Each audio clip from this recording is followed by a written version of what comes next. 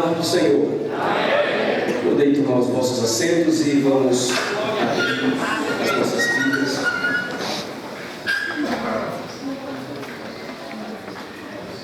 Na primeira epístola de Pedro, capítulo 2, a partir do versículo 4.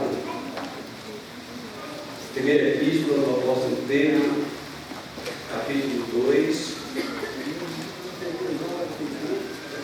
Com licença, pastor.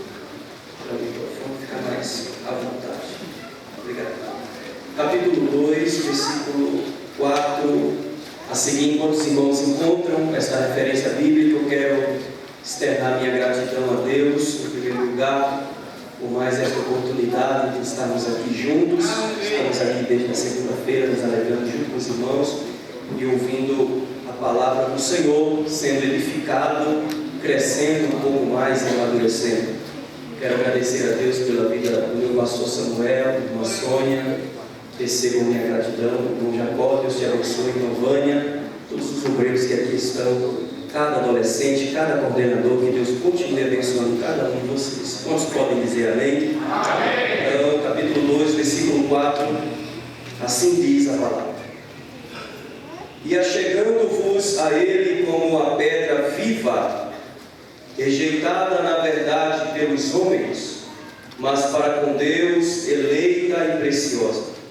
Vós também, como pedras vivas, sois edificados templo espiritual, para que sejais um sacerdócio santo, a fim de oferecer sacrifícios espirituais aceitos como agradáveis a Deus por meio de Cristo Jesus. Verso 6: Pois isto está escrito na Escritura: Eis que ponho em Sião a pedra principal de esquina, eleita e preciosa, e aquele que nela crer não será confundido. Para vós, pois, os que credes, ela é preciosa, mas para aqueles que não creem, a pedra que os edificadores reprovaram, esta veio a ser a pedra principal de esquina. É pedra de tropeço e pedra de ofensa, porque eles tropeçaram na palavra, sendo desobedientes para o que também foram destinados. Portanto, vós sois uma raça eleita, o sacerdócio real, a nação santa, o povo adquirido, a fim de anunciar as virtudes daquele que vos chamou das trevas para a sua maravilhosa luz. Vós que em outro tempo não ereis povo, vós que em outro tempo não ereis povo, mas agora sois povo de Deus, vós que naquele tempo não haveis alcançado misericórdia, mas agora alcançastes misericórdia. Eu queria chamar a sua atenção para o versículo 10. Ele está dizendo que em outro tempo, diga comigo, em outro tempo, não ereis povo, mas agora somos povo de Deus. Ele repete duas vezes a palavra sacerdócio, logo no princípio da leitura, no verso 5, ele diz: para que seja um sacerdócio santo, a fim de oferecer sacrifícios espirituais aceitos como agradáveis por Deus, por meio de Jesus Cristo. O apóstolo Pedro, quando escreveu esta carta, meus irmãos, ele está se dirigindo a um grupo de irmãos judeus, mas não somente judeus, judaizantes, mas também cristãos em todas as épocas, em todos os tempos, e principalmente para nós que aqui estamos. O apóstolo Pedro, logo no versículo 1, ele manda-nos abandonar toda malícia. Não feche a sua Bíblia, deixa aberta onde nós lemos. Ele manda-nos abandonar, nos aconselha a abandonarmos todo engano, toda hipocrisia, toda inveja, toda sorte de maledicências, e ele faz uma comparação no versículo 2 com um bebê recém-nascido, faminto por leite, por alimento, e ele compara esta fome deste bebê com a fome que um novo convertido deve ter pela palavra de Deus, e alimentando-se dela dia após dia para crescer espiritualmente, para adquirir maturidade. Pedro, do versículo 3 ao versículo 7, meus amados, ele começa a trazer uma série de conselhos para chegar em determinado assunto, neste determinado assunto que ele diz que nós somos a raça eleita, o sacerdócio real, o povo adquirido. Ele diz que nós temos um grande privilégio. Ele diz que nós somos um povo muito privilegiado. No versículo 4 ele fala que o Senhor Jesus é a pedra principal que esquina. Ele diz também que cada um deles, não somente os apóstolos, mas todos aqueles que fazem parte deste grande edifício chamado igreja, ele está dizendo que cada um dos senhores, jovens, adolescentes, todos que são membros, que faz parte da membresia da igreja, ele está dizendo também que nós somos pedras vivas nesta grande construção ou edifício chamado igreja. E Pedro, ele está falando isso com muita propriedade, porque, por certo, ao escrever esta epístola e a falar estes assuntos sobre pedra de esquina, pedra de edificação, ele está tendo em mente a promessa de Jesus direcionada à sua pessoa, quando Jesus leva os discípulos para uma região chamada região de Cesareia de Filipe, aonde tinha vários altares ali naquela região, uma gruta, e em cima desta gruta vários altares dedicados ao Deus Pan, que acreditavam eles que o Deus Pan era o responsável pela fertilidade das águas que saíam de dentro dessas grutas. E Jesus de propósito leva eles para esta região de Cesareia de Filipe, e em frente a esta gruta ele começa a interrogar os discípulos e diz: o que é que os homens estão dizendo que eu sou? E os discípulos começaram a dizer-lhes: uns dizem que tu és João Batista, outros dizem que tu és Jeremias, outros dizem que tu és um profeta, ou qualquer um que apareceu. E Jesus, querendo extrair deles, principalmente de Pedro, que foi um dos únicos apóstolos que não demonstrou sentimento na hora da sua chamada, e Pedro, usado por Deus, diz assim: tu és o Cristo, o Filho do Deus vivo. E Jesus disse: bem-aventurado és tu, Simão Bar-Jonas. Simão, uma vara frágil. Bar-Jonas, filho de Jonas, uma pombinha frágil e fugitiva. Aleluia, uma pombinha oscilante. Bem-aventurado és tu, Simão Bar-Jonas, porque não foi nem carne nem sangue que te revelou, mas o meu Pai que está nos céus te revelou. E só porque destes lugar ao Espírito Santo, eu também quero compartilhar um segredo com você. Eu quero te dizer que tu és Pedro, e sobre esta afirmação tua, que eu sou Cristo a rocha, eu vou construir uma igreja, eu vou edificar uma igreja, eu vou inaugurar uma igreja, e as portas do inferno não prevalecerão contra esta igreja. Quem é a igreja aqui? Só que nas nossas traduções está escrito as portas do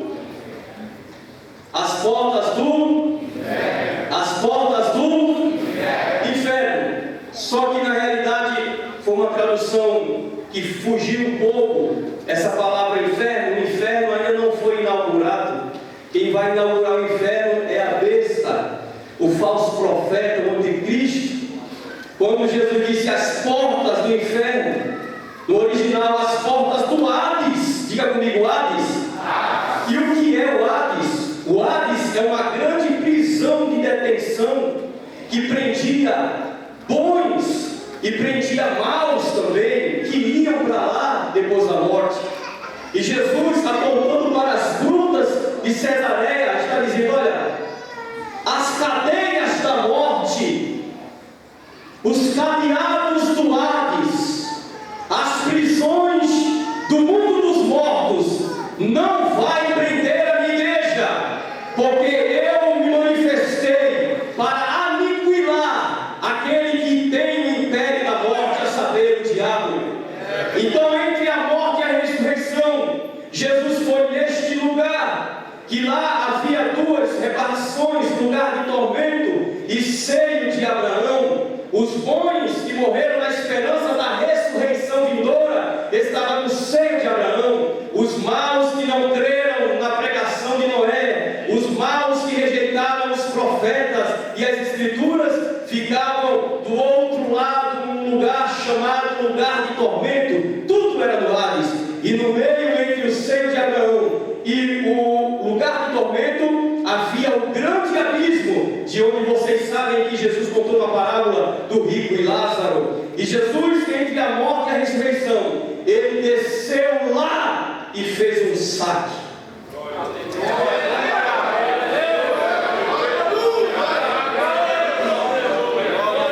Eu gosto daquela passagem que diz, Jesus dizendo: eu não vim para ser servido, eu vim para servir. Eu vim para servir. Se Jesus veio para servir, o que dizemos nós? Eu vim para servir e dar a minha vida em resgate de muitos. Quando ele disse e dar, ele está dizendo: eu vou depositar a minha vida e depois vou fazer o saque. E na realidade, se nós formos prestarmos atenção, ele fez 2 saques. Porque lá em Isaías diz que ele veria o trabalho da sua alma e ficaria satisfeito. Ele levou o cativeiro nesse saque. E quando ele foi levando o cativeiro, ele deu 2 aos homens. E a uns ele deu para pastores, profetas, doutores e mestres, querendo com isso a edificação da igreja, o aperfeiçoamento da igreja. E esta noite Deus te trouxe aqui para te edificar. E essa turma que subiu, sendo levado cativo, cativeiro, é a igreja universal dos primogênitos dos mortos. Quando Jesus estava entre a morte e a ressurreição, a Bíblia diz que os túmulos foram abertos, e muitos daqueles que dormiram na esperança da ressurreição levantaram-se, entraram na cidade e foram vistos por muitos. Então, quando Jesus ele foi depositado o seu corpo na sepultura, não parou por aí. Ele fez uma grande obra entre a morte e a ressurreição. Então ele subiu no propiciatório celestial, aspergiu o seu próprio sangue. Ele não entrou com sangue alheio, mas com o seu próprio sangue. E depois desceu e levou aqueles que dormiram na esperança da ressurreição e de vê-lo. Glória seja dada ao nome do Senhor. Eu estou aqui para te dizer que você é o resultado desse saque que Jesus fez. Jesus investiu caro em você. Você não está aqui por um acaso. Você está aqui porque você é resultado da obra do Senhor. Glória a Deus. Mas para isso, irmãos, Jesus teve 3 desafios. 3 desafios. Vencer a lei. Diga comigo: vencer a lei. Vencer a morte.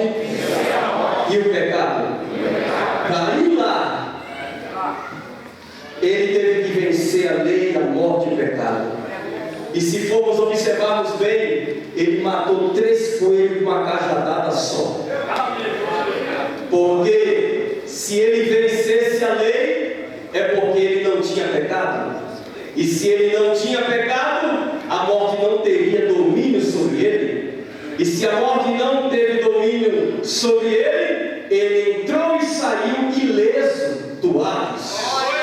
Entenda, entenda. A entrada Sadraque, Mesaque e Abidnego na grande fornalha ardente, já é uma tipologia, já é Deus falando conosco, dizendo: quem me serve, a morte não vai ter domínio sobre ele.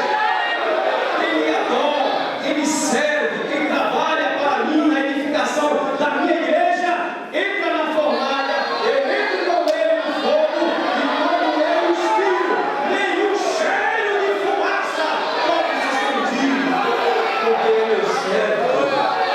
Aleluia, aleluia. A arca da antiga aliança tipifica Cristo.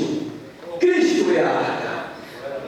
E o que foi que a arca foi fazer na casa de Dagom? Toda a trajetória da arca tipifica a trajetória de Cristo entre a morte e a ressurreição. E o que foi que a arca, que representa a presença de Cristo, foi fazer na casa de Dagom? Aquilo que parecia uma aparente derrota foi uma grande vitória, porque ele foi lá, na presença da arca, nada mais, nada menos do que quebrar o pescoço de Dagom.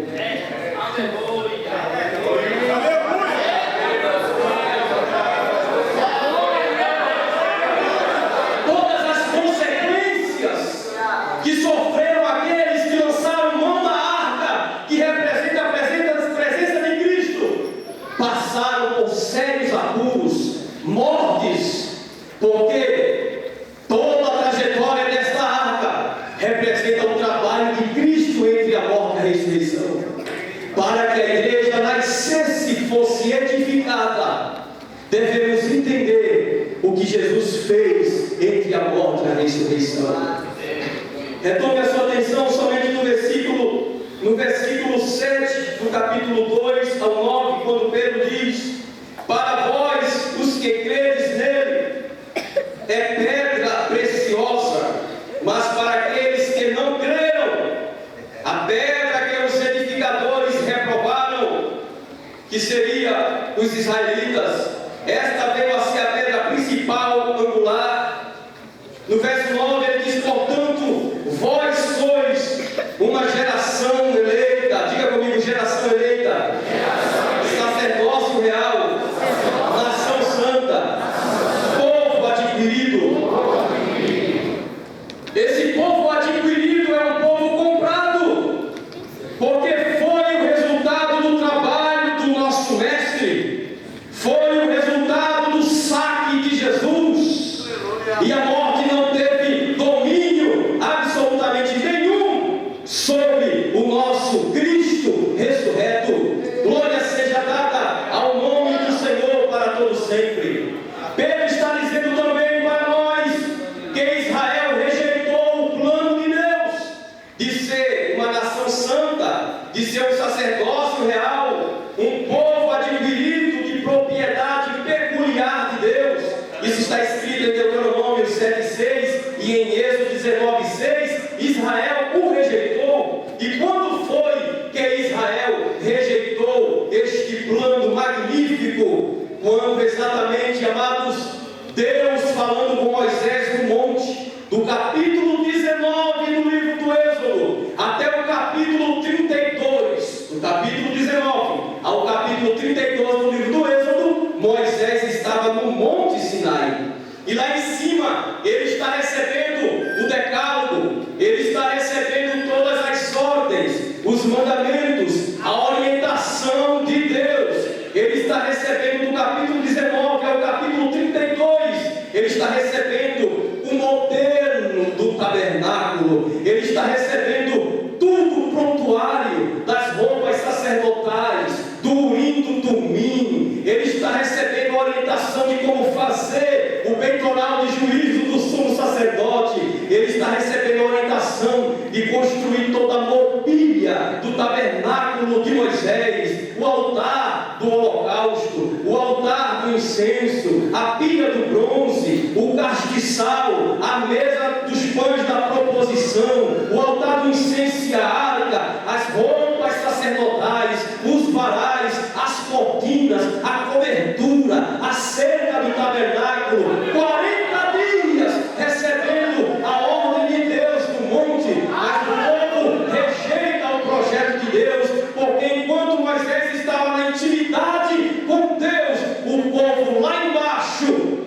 está construindo bezerro de ouro. O povo não quis esperar. O povo se inquietou.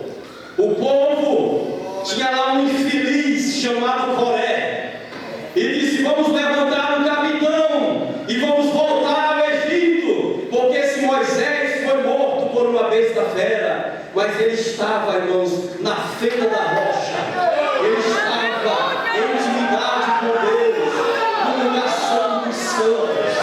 E quando ele diz: desce-me, o teu povo se corrompe.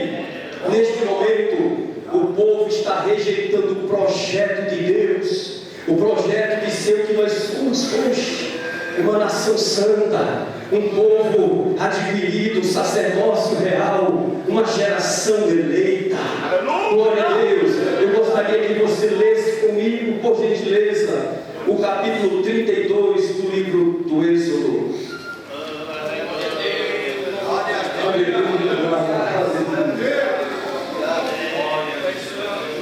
Glória a Deus. Capítulo 32, versículo 26.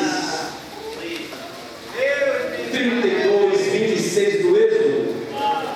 Assim diz a palavra: pôs-se Moisés de pé à porta do acampamento e clamou: quem teme ao Senhor, venha a mim. E os filhos, todos os filhos de Levi, se reuniram-se ao redor dele. Neste momento, olha aqui para mim, somente a tribo de Levi, somente a tribo de Levi entrou pela porta da obediência do sacerdócio. Não há possibilidade de sermos uma nação santa, uma geração eleita, um povo adquirido, um sacerdócio real, se não entrarmos pela porta da obediência.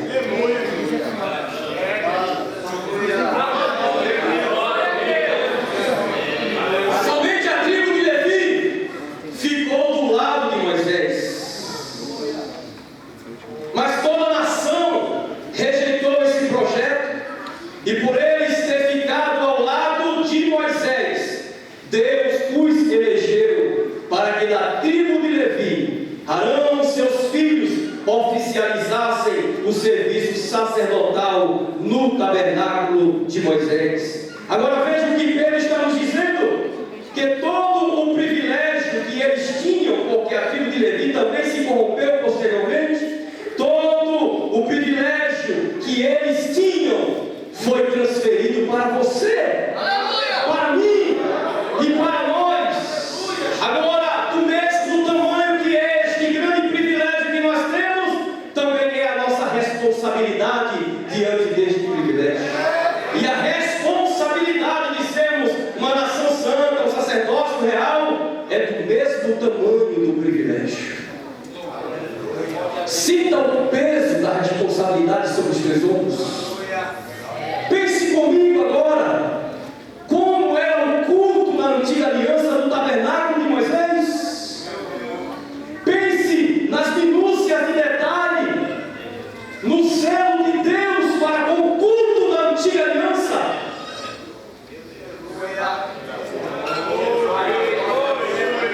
A ponto de dizer para Moisés: tenha cuidado, Moisés, de fazer tudo conforme o modelo que eu te mostrei no monte. Não é o teu modelo, é o modelo de Deus. Não é do teu jeito, é do jeito de Deus. Oh, aleluia, aleluia.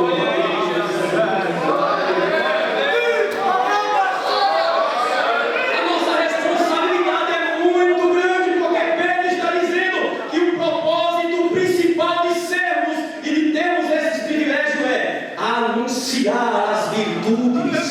E que virtude? Jesus Cristo salva, Jesus Cristo batiza, Jesus Cristo cura, Jesus Cristo vai e voltar.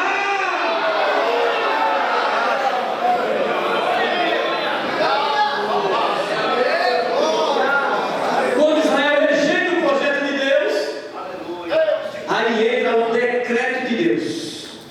Deus te chama por decreto. Vamos ler Romanos capítulo 8. Romanos capítulo 8, versículo 28.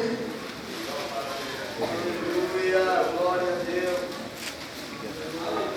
E sabemos que todas as coisas trabalham conjuntamente para o bem daqueles que amam a Deus, daqueles que são chamados conforme o seu decreto.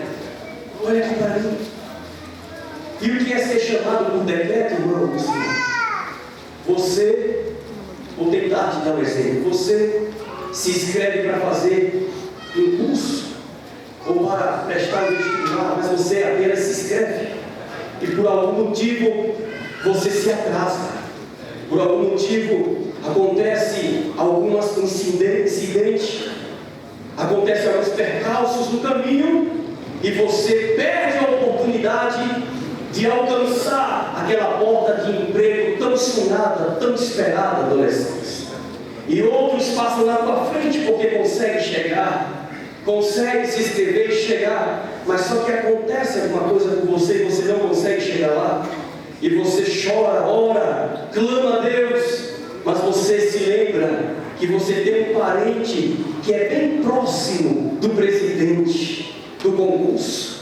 E você fala com o seu parente mais próximo, e ele diz: pode deixar que eu conheça o presidente, eu vou falar com ele, explicar a tua situação. E o teu parente mais próximo vai lá, explica a situação para o presidente, para o governador, e o presidente ou o governador, ele escreve e diz: eu, o presidente, decreto que fulano de tal vai assumir esta vaga, este concurso, vai concorrer a este concurso para uma grande vaga de emprego. Eu te chamo por decreto. Pronto, acabou. E quem é o teu parente mais próximo? Não é Jesus, o teu parente remidor? Que ele te redimiu. E lá no episódio de Ruth, ele chama o fulano que é Deus e diz: fulano, tem aqui uma moabita, redime-a. E o fulano que é a pessoa de Deus, ele diz: eu já sou casado com Israel, eu tenho um compromisso com Israel, redime-a tu.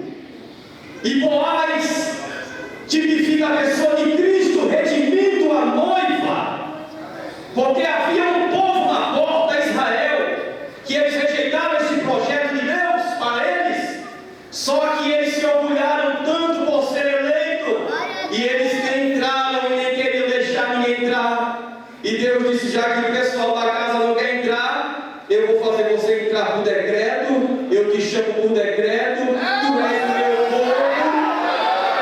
No casamento de Oséias, nós encontramos isso como o terceiro filho de Moisés, no casamento de Oséias com Gomes. Mas Deus diz: põe o nome dele de Lomi. Diga comigo: Lomi. Lo, hebraico não, Lomi, não é meu povo. Então nós, em outro tempo, não éramos povo, mas Deus já no casamento de Oséias, Deus está dizendo: já que vocês não querem, eu vou levantar uma igreja, e esta igreja vai fazer a diferença. Aí Deus te pegou, adolescente. Nós que éramos com um zambujeiro bravo, Ele nos enxertou na raiz, e agora nós somos participantes, aleluia, de todas as bênçãos. Oh, glória a Deus.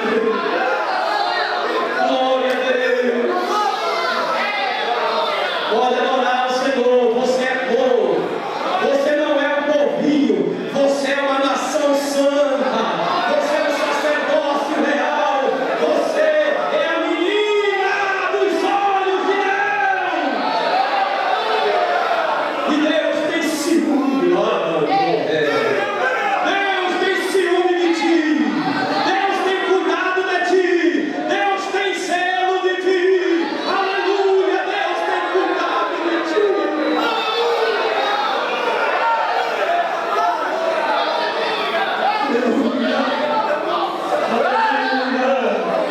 Oh, glória, glória seja dada ao nome de Jesus.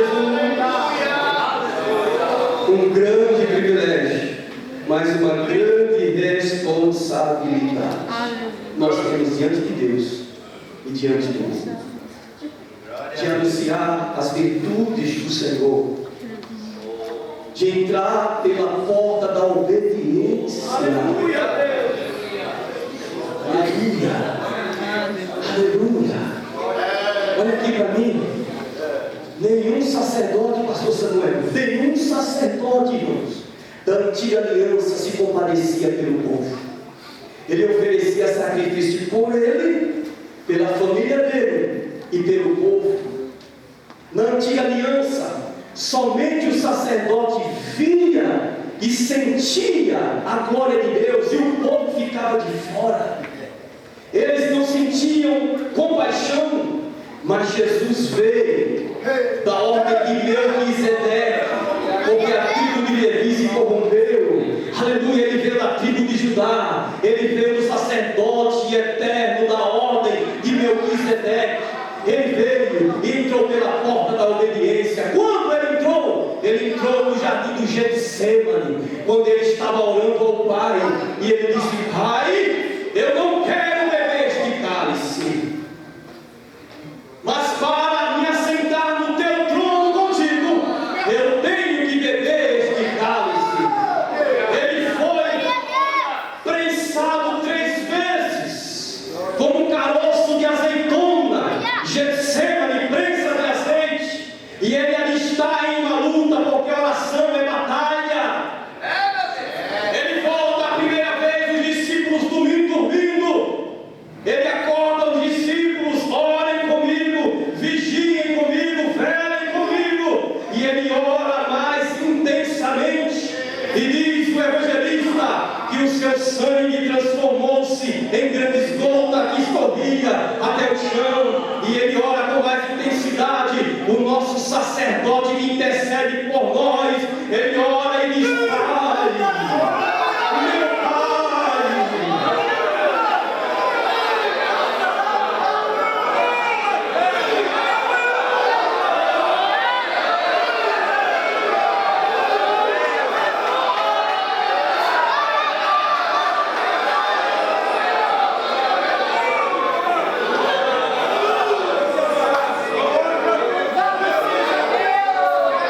Ele sente o abandono dos seus amigos, dos seus discípulos, porque no Getsemane é só você e Deus.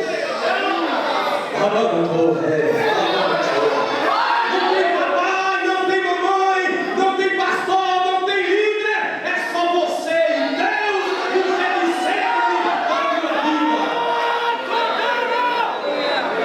Todo crente, todo obreiro, todo adolescente, toda irmã, todo irmão tem que passar por esta experiência da obediência, aonde o teu eu tem que morrer, aonde as tuas vontades têm que ser esmagadas.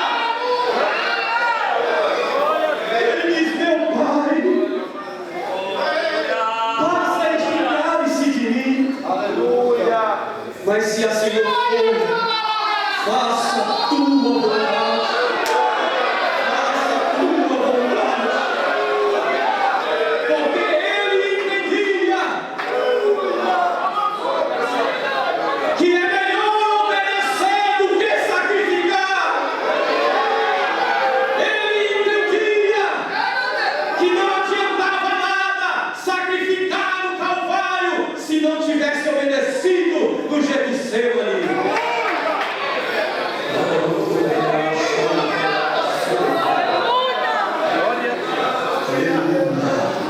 Diga para ser, diga menino, para ser o sacerdócio, uma nação santa, povo adquirido. Temos que entrar pela porta. Quem já entrou por esta porta aqui hoje?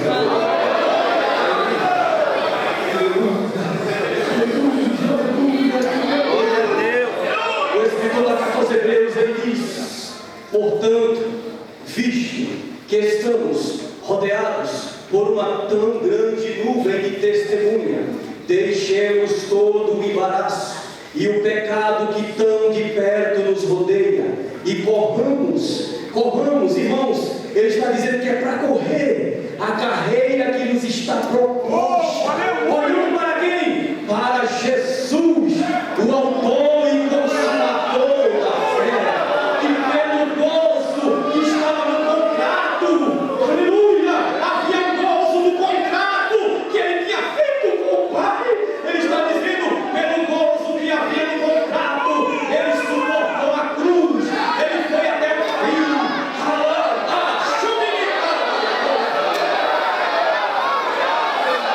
Assim diz o Senhor, receba um abraço do meu espírito.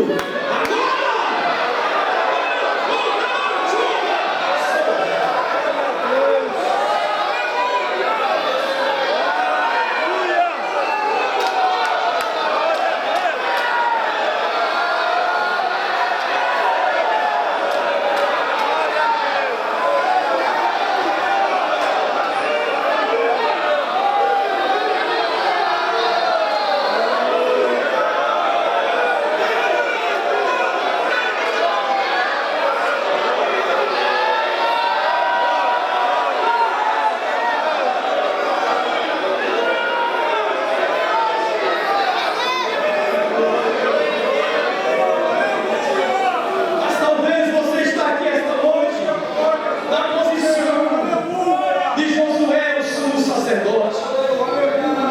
Talvez você está aqui, talvez não tenha certeza que você está aqui esta noite e o diabo à tua direita para se opor e para te acusar e para te apontar e para dizer ele não é digno, ela não é digno, porque as vestes estão sujas.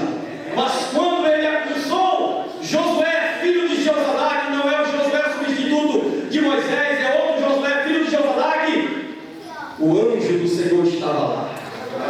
Ele disse assim: a tribo de Levi se corrompeu, o sistema se corrompeu, mas Moisés continua, Josué continua na posição de fidelidade. É verdade, eu justifico pela posição dele de obediência. Abre a gaveta, coloca roupa nova, aleluia, coloca peles de linho finíssimo que não absorve o cheiro da carne, coloca a mica, coloca o peitoral de juízo.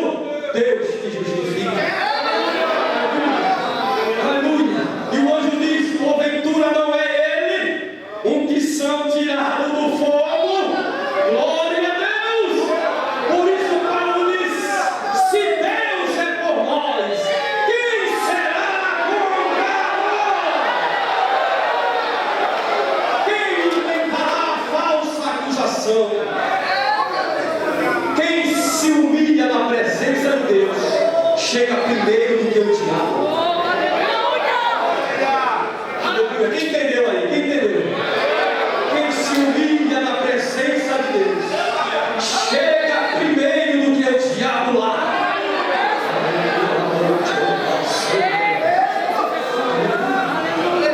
Aleluia. Diga comigo assim, ó, bem bonito: obedecer. Entrar pela porta. Obedecer deve ser mais do que um dever. Deve ser o meu prazer. Quem pode adorar o Senhor? Responsabilidade. Veja algumas desvantagens que havia para encerrarmos o sacerdócio da antiga aliança. O sacerdote tinha que sacrificar no altar do holocausto.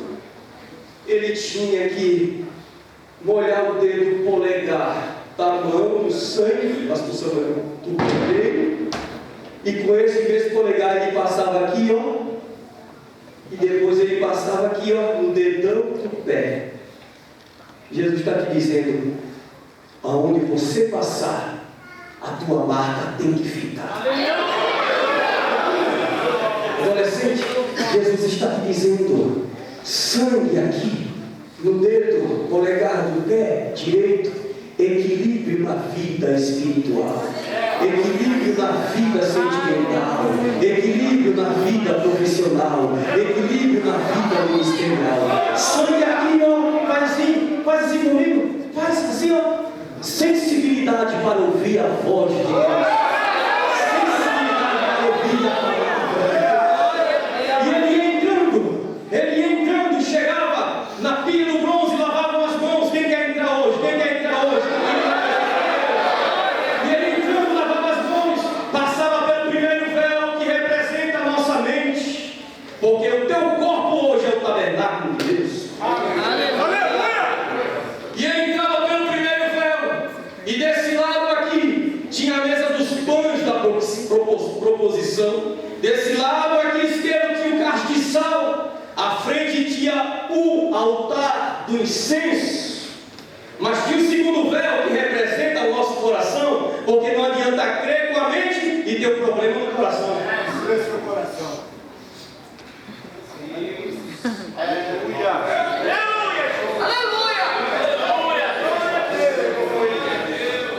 Então tinha todo esse processo na antiga aliança. E se ele entrasse em pecado na presença de Deus, era fulminado pela glória. Quando ele entrava, passava pelo segundo véu, ele entrava já, irmãos, com o incensário de ouro, com brasas dentro do incensário que ele tirava lá do altar, lá fora do holocausto.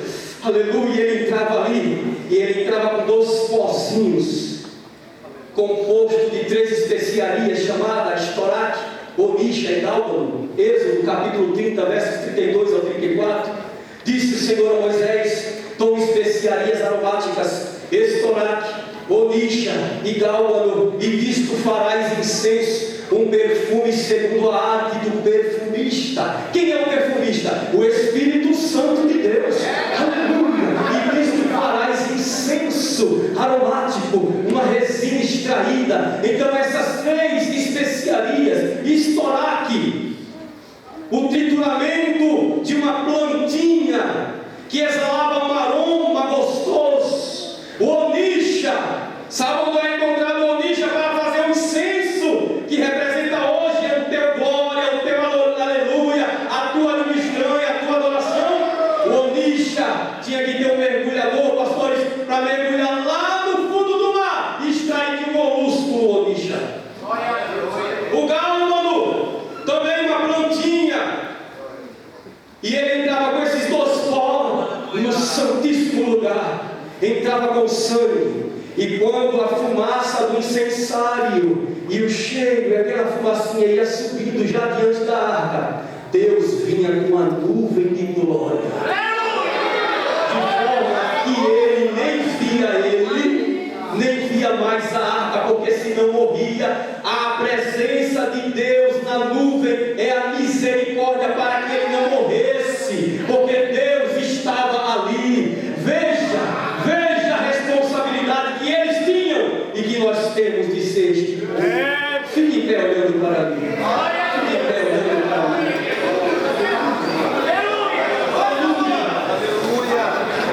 E hoje, irmão, hoje já não existe átrio. Você já foi crucificado com Cristo no altar do holocausto. Quem já foi crucificado com Cristo aqui? Não mais vivo eu, mas Cristo vive em mim.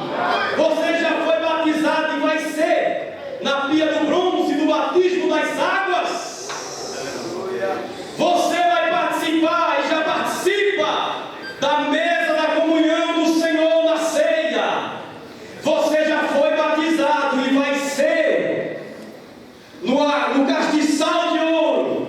Você vai se tornar hoje um adorador como Deus quer que tu seja, no altar do incenso. E eu tenho uma boa notícia para te dizer. O escritor da carta aos Hebreus, capítulo 9, nos informa que o altar do incenso, ele está perto agora do lugar da arca. A proposta de Deus para ti esta noite é: entra na minha presença. Entra na minha presença. Se tu hoje, olha aqui para mim, se tu hoje conseguires entrar no santíssimo lugar da presença de Deus, Jesus vai te batizar com o Espírito Santo. Porque o lugar santíssimo da presença de Deus é um lugar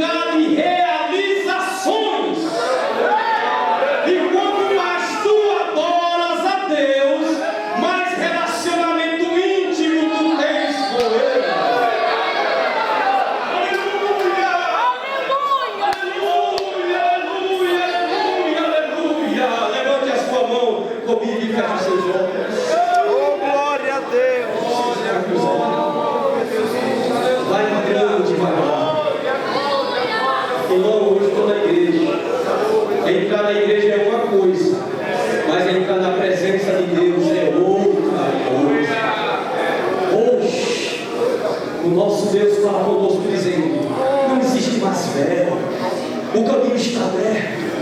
O que é que você está esperando? Entra conosco, ativa pelo novo canto, elevação do pelo novo livro, porque eu te chamei por decreto.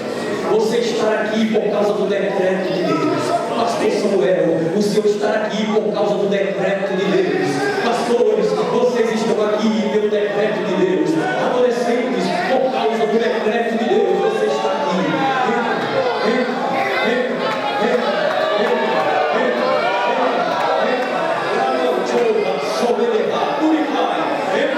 Entra na presença dele agora. Ofereça a ele o melhor. Davi diz: não oferecerei ao Senhor aquilo que não me custe nada. Vai entrando devagar, dando glória, dando aleluia. Vai soltando as primeiras línguas estranhas. Vai soltando aí o gemido.